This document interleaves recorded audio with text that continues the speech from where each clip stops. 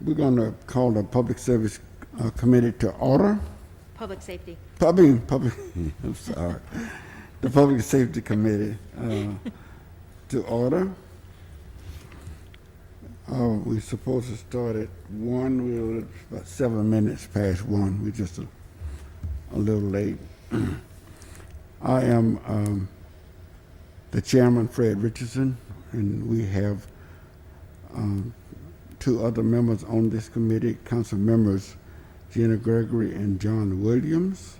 We also have with us present our council members Joel Davis and Bess Rich. The purpose of this meeting today is to discuss the proposed ordinance that establishes the procedure and policies for vacating or closing public streets, alleys, or dedicated public way. We have present with us today our city clerk and her staff. We have from the administration nobody. Who? Oh, I didn't see. Matt, you better come on Up in the down. corner there. I didn't have a clue who Matt was up there. Matt Anderson. At least, well, we at least glad to have one down here. And we have a representative from our city council attorney's office with us. We have members of news media with us, and we have citizens from the public. So, with that in mind, what we're going to do first, we're going to ask, Madam Clerk, did we have some citizens to call in? Okay, so to sign in, I mean.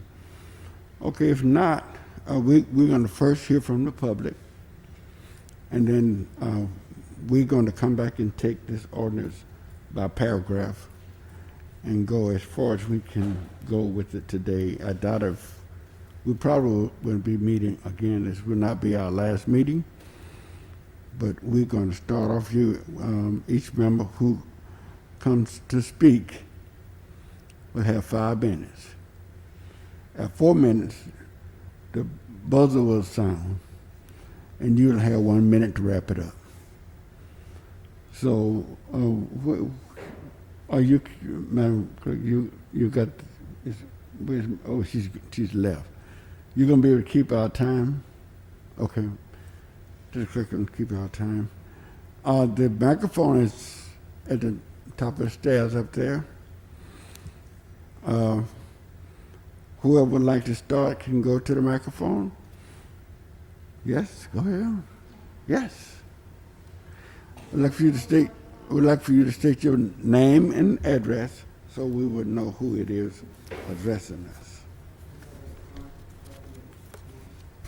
Yes, I think maybe that is your man.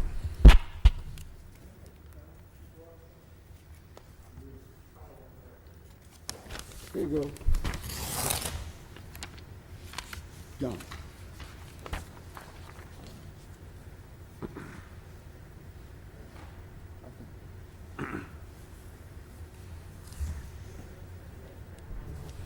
I got both of them on. We're ready. You ready? Thank you. Good afternoon. I am Martha Durant, and I'm Chief Staff Attorney for the Mobile County Commission. I'm here today on behalf of the county. Glenn Hodge, is that Glenn? Glenn, the county administrator, is here with me. And we have just one issue we wanted to address on the proposed ordinance. As you may know, the county has been working for several years to secure Metro Jail. And one of the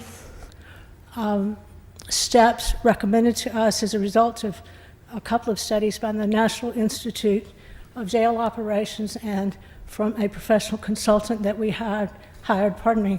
I get very dizzy up here. But they recommended that we, thank you so much.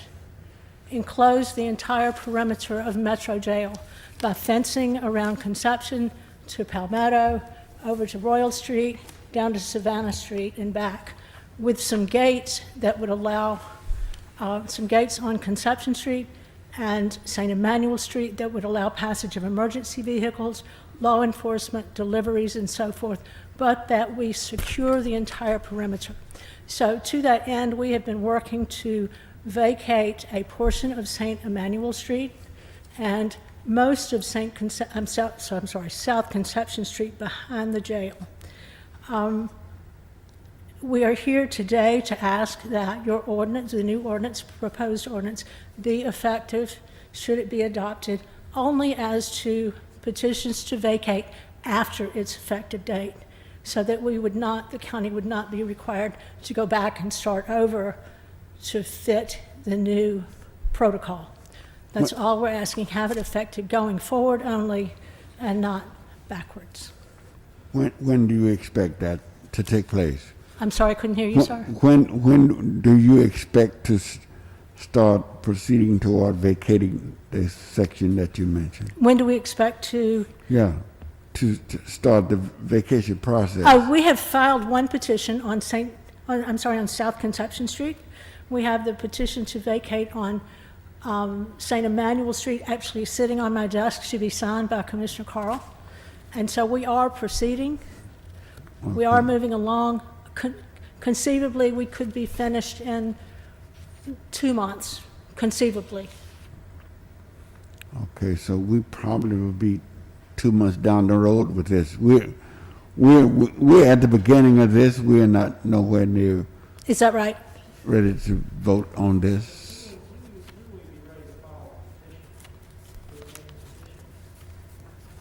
He said, when would you be ready to file the petition? File the remaining petitions. When did we, or when will we? When will you? Okay, we have filed a petition on South Conception Street. I will tell you in all honesty, it probably will have to be withdrawn because we've run up against some time constraints. We have the petition for St. Emmanuel ready to file. We'll probably file them both at the same time within literally days, by the end of next week, Okay. I think for sure. And you're just asking that the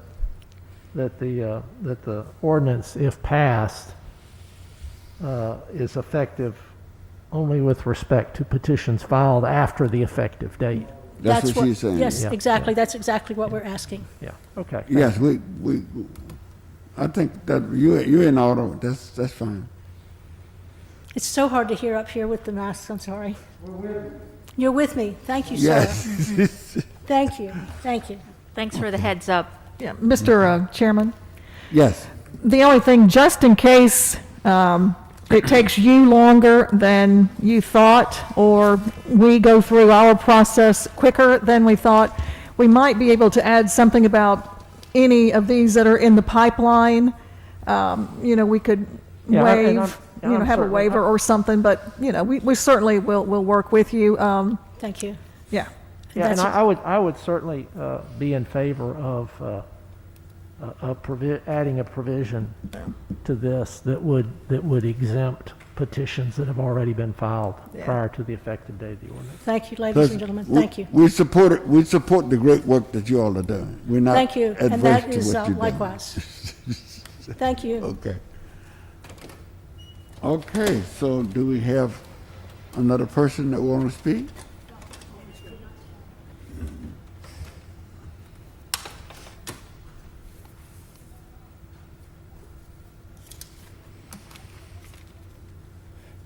Thank you, Mr. Chairman. I spoke this morning. My name's Scott Jones, 5958 Shenandoah Road North, and I'm the Ridgefield Property Owner Association president. I made a lot of the grievances known this morning about this ordinance, and I've followed this process. I've been in numerous planning commission meetings. I've been in city council meetings. We've got a lot of growth in our area that is problematic. And there's a lot of studies that have been done. I hope we can discuss those regarding residential roadways and neighborhoods and the impact of that, because that's what's at heart here. And I think that discussion should be had, not in a 5-minute me talking to you, but asking and answering and getting to the heart of the problems and address the heart of the problems, specifically metrics. And this body talked about putting in metrics, yet there are no metrics in this ordinance. I think there should be metrics. What mandates a problem? What's the threshold that's set to identify what a problem is and when a residence can come to this body and seek some way around the problem with that neighborhood? Going through this, if you look at section A, paragraph 2, there's no way you're ever going to get this through when you look at specifically in paragraph 2, it says the written petition must contain notarized signatures evidencing the consent of all the following. And look at A, the owners of the land abutting the street to be vacated. The way this reads, that's the entirety of that street. So for my neighborhood, I've got to get a road that goes 3/10 of a mile. And everybody that's impacted by that closure that owns land, that's schools, that's businesses, that's residences. There's no way I'm ever going to meet this, ever. Impossible. Look at section D. If the petition requests vacation or closure, then a traffic impact study must be prepared. That's $20,000. Ask me why I know, because we were going to do this and it was too expensive. We did a traffic count study. The traffic count study cost us $6,000. The traffic impact study would have been another $23,000. No way should I have to pay that. Our neighborhood. We can't afford it. The city has a traffic engineering department that created the problem that we deal with. So why is it the neighborhood responsibility to do a traffic impact study? Look at section E. An agreement signed by all persons requesting vacation agree to indemnify and hold the city of Mobile and its official employees harmless of any from any costs, expensive, and attorney fees. That's an enormous burden. Enormous burden placed on the residences. That's anybody that has a grievance with the impact of closing a road. You want the neighborhood to bear the brunt of that. Again, let me give you some background. Our neighborhood was a one-entry road, one way in, one way out. The city mandated 2 entrances. The city changed the plat, and now we have a problem over the years. The city created that problem. Now the neighborhood in a city, in a residential street that should have 1,000 vehicles a day, has 2,500 vehicles a day. And now with this ordinance, you want the neighborhood that's suffering through that, that's not safe and it's not secure, and the quality of life is going down and our investments are going down. You want the neighborhood to come up with the answer and the solution when, with all of these things inside this ordinance, we'll never be able to meet the litmus test. This is extremely subjective. Let's put some metrics on this thing. Let's talk about what works. Use my neighborhood as the litmus test. Because I guarantee you we have significant issues, and if we can't get through the hoops on this thing, there's not another neighborhood that's going to be able to do it. And I look forward to talking to you about that. All righty. Thank you very much. Thank you. Very valid points, no doubt about it. Do you have anyone else who would like to speak? Hear none, so we're going to come back and take the ordinance. Hey, Mr. Chairman, Yes, if you don't mind, I'd just like to make some very brief opening comments. go ahead. I've asked, council members, I have asked the clerk, in addition to providing us a copy of the proposed ordinance, a copy of the current rules, which are largely governed by state law, looks like this. One of the things we were trying to do, one of the things we were trying to do was, if you look at the state law, it says consent to the vacation has to be acquired by all abutting and affected property owners. All abutting and affected property owners. Now, what does affected mean? Does that mean everybody that travels down the street every day? Does that mean everybody in the city of Mobile? So what we tried to do was put some flesh on those bones in the provisions of Section A2. That was one of the purposes behind coming forward with this proposed ordinance. We have had a number of these requests from time to time, and my effort was not to try to introduce more subjectivity, but to reduce the subjectivity attached to these. There are conflicting interests here. There are the interests of the neighborhoods, which I certainly understand, that are being used as cut-through traffic, where there's a lot of traffic going over streets that were not designed to be through streets, that were designed to be neighborhood streets. And there is a safety impact as a result of that. On the other hand, as Councilman Richardson has pointed out, these streets, even the ones that weren't installed by the city, are maintained by the city. And the taxpayers all through the city are paying to maintain the streets, and they have a right to use the streets. So you're balancing these two competing interests, and all we're trying to do with this, and I'm open to hearing from the public and my fellow council members about the proposed ordinance. And hopefully we can come up with something in the end that does provide some more objective criteria and does make it clearer to people what needs to happen in order to close or vacate a street. Thank you, Mr. Chairman. Thank you. I think what you will find in the ordinance is that the city is saying, prove it. Go to the city and say, I want you to close my street because it's too dangerous, or whatever you want to say. City point is proven. And they put in the thing, they will put in the ordinance the elements that would prove your point. That's what is in here. So what you're saying, that the city ought to prove it. The city ought to pay for it and bring us the proof. And the city is saying, you the one want to close. Prove your point.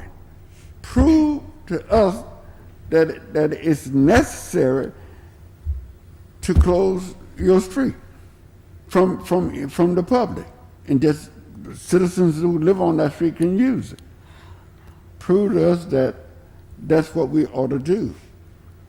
So I don't know how that's usually what you have to do. So based on your comments, you're saying that the city ought to prove that. The city ought to bring the proof, ought to tell you what the problem is, and you ought to go and prove that I'm correct or that I'm false.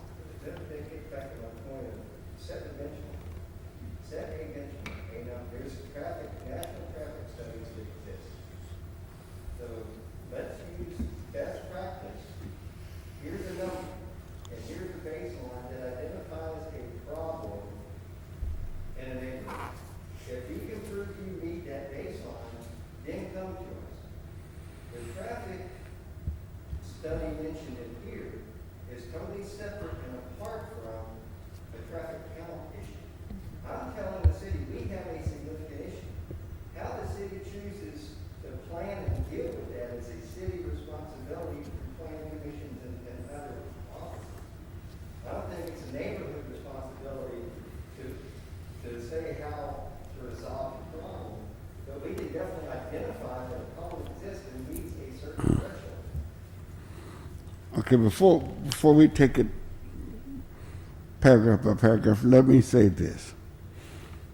On numerous sections of District 1, I've had people to come to say, I want this street closed, especially around Murphy High School. Want this street closed? Too much traffic. You know, it's a dangerous to even walk the street, this, that, and the other. We recommended a traffic study. Traffic study says they have traffic there from 7:30 to 9:30, and from 2:30 to 3:30. Other than that, there's nobody going up and down the street. So we went out there and put signs up that is one way from this time to that time, and it's one way from well, I haven't heard another word from them. But that's not what neighborhood people say. They come and say, based on this traffic coming through my neighborhood, I want the street closed to the public. No. The purpose of a traffic study is to find out at what time are those cars are on your street, and then we can adjust to that. It's a valid. My point is, a traffic study is a valid study because it tells you how fast they're driving, how often, how many. It gives you a lot of data to help make decisions. So I certainly would be in favor of a traffic study. Now, if we had our traffic engineer in here, I don't have nothing against the issues that you raised, but we would need our traffic engineer in here, or the director of public safety in here, or with that. But those are issues we can raise. We don't have to raise these issues with them today. But you have made some valid points that we certainly need to look into, and as we go forward, we can do that. So I say at this point, let's cover as much ground as we can by taking this paragraph by paragraph, and if we don't have any issues with as we go that way, you know, we go as far as we can go, and where we need to stop and have a discussion or debate, we'll do that and move forward. Well, I'd like to make a statement if I could. Okay. I appreciate it. Thank you. I think the misnomer is the idea that you're cutting off people from utilizing a street. You are changing the flow of traffic. That's a management issue. It's not as though the streets become some kind of private entity. Anybody can come in and out of the neighborhood. It's just coming in and out of one entry point. And it's the idea that when you get a residential street, and as Scott was making reference to, there are national standards on what a residential street is supposed to carry as far as its traffic load. And that's built around safety, security, quality of life. And that has to do with any type of road. They're all programmed to hold a certain amount of traffic. And when you get a tipping point of a neighborhood that 2 years ago had a traffic count, because counts can also give you the hours of days that you have the higher impact. But development around an area will also affect the traffic flow. And what happens is it's not just the University of South Alabama that affects this neighborhood on this particular one. And since Scott's here, I'll concentrate on it. I'm very familiar with it. You know why. I live in it, so I'm not going to hide that. Everyone knows. But I've been in there for 40 years, and it took actually 2 people who came back to live in the neighborhood, who grew up in the neighborhood, and informed me that they saw a big decline in their quality of life for their children and what they remembered the neighborhood had been like because of the growth in the area. And the city must be proactive and protect neighborhoods. It's not a price point issue, it's a quality of life issue. And that is something that you have to, it's just part of our responsibility, and it's part of the traffic management. You can widen roads, like I've heard some council people talk about, but people like to cut off those intersections. And that's what happens to neighborhoods out west. And they pay the price of it, and people put their house on the market, they leave, and the market declines. And that's a real tangible problem. The city has tools, just like any other city. We're not inventing the wheel. But when you look at this ordinance, you do put the burden, and I tried so hard to work with Chris when I got a copy of this to see whether we could weave in some way of doing a management plan. But it got to the point where it was so confusing to try to weave it in and to try to get what would be good for all neighborhoods, not just one or two neighborhoods out west. And the thing is, out west is a big problem because of the growth. So I just think you got to come off of the sense that people are trying to close off their neighborhood to keep people out. It's the traffic out, which is a whole different argument. It's not the person, it's the traffic and what it does to devalue a neighborhood. Mr. Chair, Yes. just a question. I know Scott had mentioned some time ago the city came back in and required another entrance exit. I know Jennifer is not here, but I'm just curious about how all that went down citywide back when it did and why. And Fire code. I'm sorry, what? Fire code. Fire code? When there were more than 40 homes in a neighborhood, a second entry had to be built. We took that And we did away with that fire code. That's no longer So we did our- away with the fire code that required that? Yes. We did away with it So 3 in years ago. essence, you could just go back to the way it was and the fire code won't be impacted? It's helped new developing neighborhoods and neighborhoods like further out west that are in the, there was a builder that came to my office about having to connect to a neighborhood that would have brought in Schillingers all the way to Solly, and everybody on both sides of the equation said no. And so he went up to Montgomery, and then the city adopted the plan. My recollection was that we raised the number. No, we just stripped it. We We just just took it out? struck it, we just Yes, struck right through it. it's no Okay. longer a requirement to have 2 entry points, Okay. which is really a good thing, because there's also a white paper that the police did about safety when people have one way in and out of a neighborhood. Yeah, entrance and exits. Very valuable.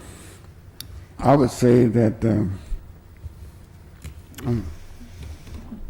Councilmember Rich, you have a point, but all neighborhoods that's coming to us regarding street closures is beyond. The real issue is beyond traffic. I lived on Levert Drive in Chattergate for 10 years. And if you take Levert Drive from Springhill Avenue, it goes around to Stanton. They closed off all segments of Chattergate that runs into Stanton. Those entrances are all blocked because African Americans come from Stanton Road, going to Crichton, cut through there, and they blocked all of those. You would see that true with almost all block roads in neighborhoods where west of I-65, where African Americans have moved. Over in the next segment, they seek to block those streets. All of it is not traffic. Some of it is they don't like the composition of the folks who going through there. Some of it is traffic. Some of it is who is in the car. So we got to make sure we have real issues and real facts when we start talking about closing down a city street. And I can state up front, there's no validity as far as I'm concerned regarding cut through. Every street in the city of Mobile, I have some ownership on it. I pay my taxes. They are city streets. A cut through is somebody go through, if I cut through somebody's private lot trying to get somewhere, I done cut through. But if I stay on the street, I'm not cutting nothing. It's my street. I can go on any of them I want to whenever I get ready. But if I leave a street, go down a private road, a private lot, I'm cutting through on private property. If I stay on a city street, I'm not cutting through anything. No. No, it's council time.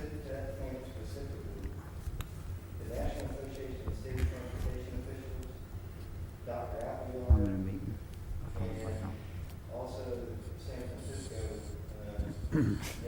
He said no. He just kept on going then. Disagrees with that. They do address cut-through, specifically in traffic planning of their city. Cut-through is not as it was just defined. I hear you. That clearly has a Uh, definite Harold. factor in the safety and security of neighborhoods. Cut-through traffic is mentioned in every major study across the United States. I hear what you're saying. I hear what you're saying. The shortest distance between 2 points is a straight line. And I try to take the route that's going to get me there the quickest. And if I pass your house, you can call it cut through. And me trying to this is not a debate, I'm just stating that as I figure out the quickest route for me to go, every house I pass by, they can say, there go Fred, he's cutting through. Look at him. He's cutting through. All of them would call me cutting through. But I decide the route I want to go. I'll make that decision. And the folk who talking about cut through, they do the same thing. When they leave home, they decide on how they're going to go. And that's how they go. And the other folks whose house they're going to pass by can call them anything they want to call them. They figure out how they want to go. That's where they go. Oh, well, let's move on and try to resolve some of this in an orderly fashion. Our first paragraph says, whereas the state law authorizes the city council as the governing body of the city of Mobile to vacate or close and hold apart streets, alleys, and dedicated public ways in accordance with certain mandated procedures, and when such vacation is determined by the council to be in the public interest. Is there anything we want to say or add to that? If we all can agree to that, we're gonna just mark that one okay. I don't have no problem with it. Hearing none, I think we're ready for the next one. Whereas Section 11946 of the Code of Alabama authorizes the council as the governing body of the city of Mobile to require abutting landowners to pay a vacation or right-of-way fee as a condition to the council's exercise of the power to vacate any street, alley, or dedicated public way. Well, it says we have the right, but it doesn't say we have to, correct? And we have the power. We have the power to require it, but it doesn't say that we have to do it. You have discretion. Yes. But our own ordinance, by our own ordinance, we Tell us that. elected to require payment when it exceeds, I think, $5,000 or something like that. In our ordinance. This is Okay. not yet. Yeah, So this is You just could talking waive about that. what the state of We're Alabama requires. It's your discretion, but we we can't do we have can't that on the change book. this. This is the law. Well, you're reading the state law here. 11. That's gonna probably be the Zogby Act. No, well, I don't know. It's not. No, it's the Code of Alabama. Yeah, it's just saying that it authorizes the council to do it. Yeah. Right. We've used our discretion Yeah, on but unless vacation. it's in our ordinance, it We're says we have authorized to to do do it. that. So and we can't. It's state law. We get nothing with it. Well, it just says we have we can if we want to. It doesn't Right. say we have to. That's- That's all I'm just trying to make clear. Yeah, that's all it's trying to say. Whereas the decision to vacate or close any street, alley, or dedicated public way is committed to the legislative discretion of the council. Right. Ain't nothing, that is right. Okay. Whereas in the exercise of its legislative powers, the council desires to set forth in this ordinance the policies and procedures to be followed for the vacation or closure of any street, alley, or dedicated public way pursuant to petition. I have a question. We were talking earlier, Joel was reading state law. Is this another instance where we cannot be any stricter than state law? Or how do we deal with state law and then No, it's not. municipal on top of that?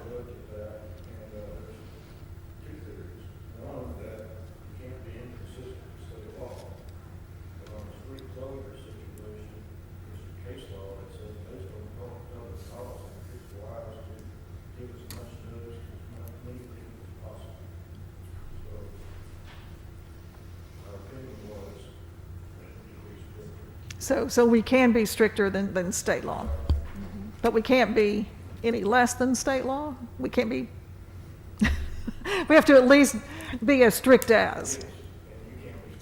Oh, okay. Well, this last one, all this saying, based on the power we have, we are going to exercise our rights to establish a vacation policy on street closure. That's exactly what we are doing. That's what this is saying. We're doing it because we have the right to do it. That's what it said. But now it's getting down to the meat of it. Now, therefore, be it ordained by the City Council of the City of Mobile, that Section 5717 of the Mobile City Code is hereby amended and restated so that it now reads in its entirety as follows. And that's where the proposed ordinance is going to start. Filing of petitions with the clerk, and the clerk going to be central in all of this. Subject to the conditions and requirements of applicable state law and this ordinance, and the power of owners of property abutting any street, alley, or dedicated public way, including unused right-of-ways, may petition the city council to have the street, alley, or public way vacated in whole or in part. These procedures apply equally to any request to have a street, alley, or dedicated public way closed to vehicular traffic but not vacated. The decision to vacate or close any street, alley, or dedicated public way is committed to the legislative discretion of the council. Mr. Chair? Yes. So on this, when we get down to the part that says dedicated public way closed to vehicular traffic but not vacated, that means you can put up some sort of little gate that keeps vehicular traffic out, but it doesn't vacate the street completely, so. That's an be- option. It's be saying either that way. that is an option. We don't have to close the whole street. Don't have to do the whole thing. For pedestrian, you can leave a, yeah, right. Yeah, Right. yeah. Like just putting up some sort of a gate or a little fence or something, that's just closing it off to vehicular traffic. That's not vacating the whole thing. Vacating means the city. Well, we don't Say have that no. again, I'm not following about the street to the Vacation middle. changes ownership. Right. Closure does not. Right. We don't have no more owners. Vacation changes ownership. That's exactly Closing right. the Oh, yeah. street to And they vehicular have to traffic probate does it. not. You Yeah. have to probate it. Right. And the city can take back a closure. That's why it's not probated. Right. Right. But it's stopping the I flow like of for this to traffic. be just closure. Okay, so, hold on, so, Bring that up. Because vacation's can a we, whole other thing. Shouldn't it be? Yes. I agree. That's what I think. Yeah, shouldn't we take vacated out of this? Because really, that's not what we're looking at doing here. well, you think? but if someone come to us for us to vacate, this is the law. Well, but don't we already have something that we use for vacations? We don't have a problem with vacation. We have a problem with closure. And we'd rather address the problem. That, I tried to do Well, that. I think that Bess is interested in closures as well as vacations. I think that we could make it two separate ordinances, one that dealt with a straight, because we follow state law, but we don't have our procedure that's codified in municipal law for how we would do it as a council, you know, until other council changed Yeah, it. I don't have any objection to bifurcating this somehow and having one ordinance on vacations and another on closures. Because I thought And that, it might, I think, as a matter of fact, I think it's a good idea. It would help clarify things. and the thing is, there are ways to do closures that don't involve the city council at all, that's just managing the flow of traffic. And then there's ways to do it so that there is a certain metrics that qualifies for that you would get a vacation perhaps, but the police and fire object because they need to get through to the other side. So you need, like the Knox box gate situation. A lot of cities use that, and they're valuable tools that help neighborhoods so that nobody on either side of the equation doesn't get the public safety services that is essential. So if you could look at closure and then have the benchmarks and the tools for the type of closure, which is temporary, technically, and no ownership. It's traffic management. I tried to do it and work with, I looked at other city ordinances, not our state and in the nation, but I was advised that I was dictating to the administration an operational procedure. And that was not something I could legislate, so I pulled back. But Bess, I think you've gotten ahead. You've gone on way on down the road. Yes, I know, Mr. because of the So- word closure over and over again. Mr. Chairman, Yes. if I could make a suggestion, if we have a consensus to the idea that we need to take vacations and closures separately, I would suggest that we proceed through the rest of this as if it were an ordinance on vacations. Ooh. On closure, right? You mean the other?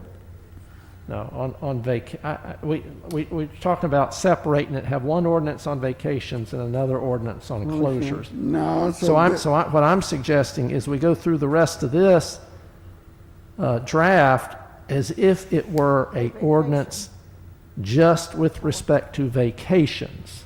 A permanent, Because you're saying that it could be a closure, sort of like what you have at Rosswood, which is just some fencing that can come down. whereas Right, vacation- or a That is fin, not a or true vacation. what Bess is Yeah, interested that was in. not a vacation, that was just a closure. right, but we Closure. did it as a vacation. let me say this. If what citizens would have to bring to the city, Sorry, guys, I gotta go. it's the same thing for vacation as it is for closure. We mentioned whether to handle both of them. But if the procedure is different for vacation, then we can leave it for another moment. But if the procedure is the same, we may as well go on down the road.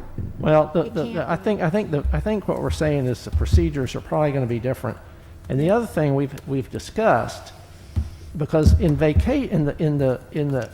with respect to closures, we all recognize that the mayor has the right to temporarily close streets, but we haven't agreed to how long it is he can temporarily close streets. So I think it's probably a good idea, as I said, I think that's a very good idea to separate it, have one ordinance on closures and another one on vacations, which I think are going to be different rules attached to Two the two of separate them. animals, so to speak. I believe what you're saying is true, but it's the criteria. I think the mayor has a right to temporarily close the street if it's posing a danger to the citizen, if it's an act of God where the lightning to knock the tree down and can't nobody get by, he can close it. But because citizens came down here and said, I want the street closed, I'm using my police power, I'm closing your street, no. That's You because picking and choosing. that's where a safety gate would come in very handy for a large I'm- neighborhood that can't get the 100%. but is a cut-through and needs to have traffic rerouted, not using the residential street, but in an emergency, could the city open and close it? Yes, because it had a mechanism that allowed that to happen. I just think we're getting all balled up in the differences between these two unless we separate them. I agree. Mr. President, if I may, and I'm going to apologize, this was not on my calendar today, and I thank Ms. Rich for bringing it to my attention. But Mr. Brooks is holding a very important court case, as I mentioned to you, Mr. President, this morning, and I've got to get over there before the case starts. But I wanted to first of all say I support the separation of the two. I think it makes it clearer. Mr. Jones is absolutely right that the citizens need to know whether or not they have a chance, and then the council needs to pay attention to it, because if we go a little further into this ordinance, it says that, well, anything that the council deems relevant.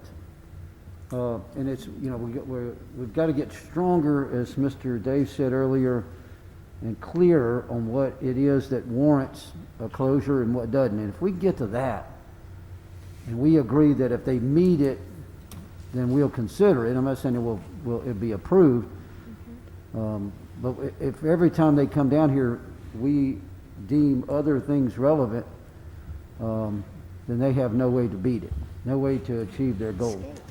And so I look forward. We're going to do. I know. I'm sorry, Mr. President. I would have never agreed to this time, if knowing that I had that court case, and I apologize for having to leave. Yeah, we understand. We understand. Second, thank you. So what can we do? Because we've already gone just about an hour. Can we give this ordinance back? Can we come back and reconfigure the ordinance Yeah. and I think take out vacation, and let us just consider closures? Because we just need to take that out. I think I'd rather, my preference would be to take Thanks, John. closures out and start with this as a draft on vacations. But I think what we need to do is step back, turn it back over to our attorney, and let's come up with a draft for closures and a draft for vacations. Right, that's all I'm Right, Yeah. and I tried to bring everything in, but You- it you just did was a that? mess. Okay. And then also, when Chris gets this to start going through and re-looking, we need to be more specific about the metrics and all those sorts of things, because as you've heard here, residents have to know what it is they need to do, and then the council and the city need to know what we need to do as well. So it's got to be more specific. Yeah, and I would ask Mr. Jones to send us any recommendations he may have on specific language. What, you know, exactly, not just generally, but exactly what you think the metrics ought to be. Yeah, because I think you guys are a good litmus test for your neighborhood, and you want to do something, so this would be a good way for us to get our ordinances straight, bifurcate, and go forward. I think it just helps us get it right, even though you do have to be the pilot case here. No. I think we That's need fine. to charge Chris and sitting down with Jennifer and let Jennifer give those metrics to him. If she says she doesn't have anything, we'll go and find it. We'll take. Well, we can hear from Mr. Jones. We ain't got that. You can always. Right. Yeah, if they're national Right. national So levels, we I ought to agree. have that. Our lawyer ought to be to Yeah. sit down with our department I've head got some, and but, say, yeah, what- I went back and forth trying to come up with metrics. but you on. I'm not. And Mr. Jones, I'm not challenging that you're saying. I'm saying we need to back off and see what we can do in that regard. So, so in 2 let's weeks, get- it's due to come back, but we should table this Just one and table it, then yeah. say we're moving into Yeah. diverse areas. So you have well, it we've straight. already, it'll take a we'll while see where we are by the time. Yeah, we got 2 weeks. Let's see where we are in We'll have 2 to do weeks. that. I think you're probably right, but we need to Might see be where able we. to do the vacation one because that's under state code. Although Good. you have discretion, you never want to lose No. discretion for No. safety. even on a vacation, is what I'm saying. But Okay, you so would write that in. we'll give this to Chris, and let Chris bring Okay. it back to us, and we'll go from there. Well, yeah, that's fine, thank you. Okay, so. Is that the recommendation of the committee? Because you Oh, guys John are the is for committee. what you- Yeah, so would you be in agreement with that? Okay, so we got an agreement that what we're gonna do, we're going to give this ordinance to our attorney and let him separate closures from vacations. And we're gonna take both of those up at the appropriate time once they're in our hand. And we also want him to get with the traffic engineer to come up with some metrics. So we'd have something to go by. If we have no further discussions, can we get a motion to adjourn? Second? Consider us adjourned. All right.